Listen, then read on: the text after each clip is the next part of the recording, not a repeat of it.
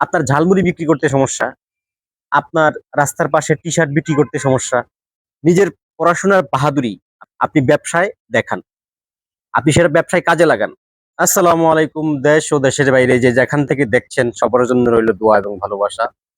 মহান রব্বুল আলামিন সবাইকে হেফাজতে রাখেন।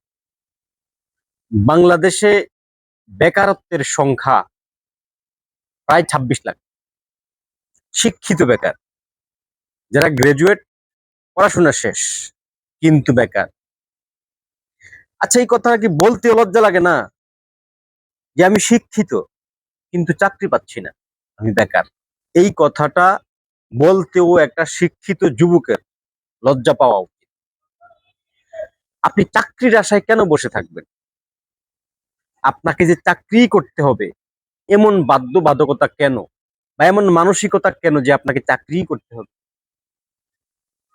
আপনি কি এইটা খেয়াল করেন না?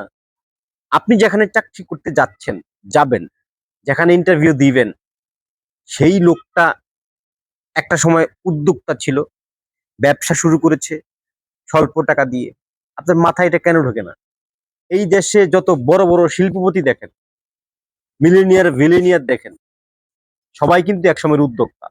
আপনি কেন ছোট করে শুরু করছেন না?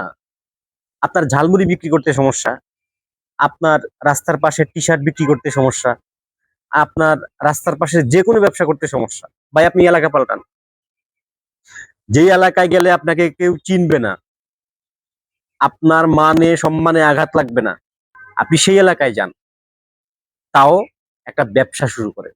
ব্যবসা একমাত্র আপনার জন্য হালাল রিজিকের পথ। অন্যান্য পেশায় যে নাই তা না, ব্যবসাই একমাত্র আপনার জন্য হালাল রিজিকের পথ। এইটা আপনাকে খেয়াল করতে হবে, এইটা বুঝতে হবে। চাকরি না পাওয়ার অজুহাত দিয়ে যারা বাসায় বসে থাকেন, আপনার লজ্জা হওয়া উচিত। আপনার লজ্জা হওয়া উচিত। আপনি শুধু চাকরিটাই খুঁজছেন, আশেপাশে আপনার 100টা সুযোগ আছে, আপনি সেই সুযোগটা নিচ্ছেন না। জাগুন, ভিতর থেকে জাগুন।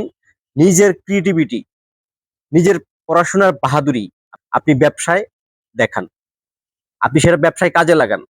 ফেল মারলে ফেল, আর যদি ভালো হয় তখন তো আপনি কারো ধার ধারবেন না। রিস্টার্ট, আজকে থেকে রিস্টার্ট করেন, দেখেন কি হয়।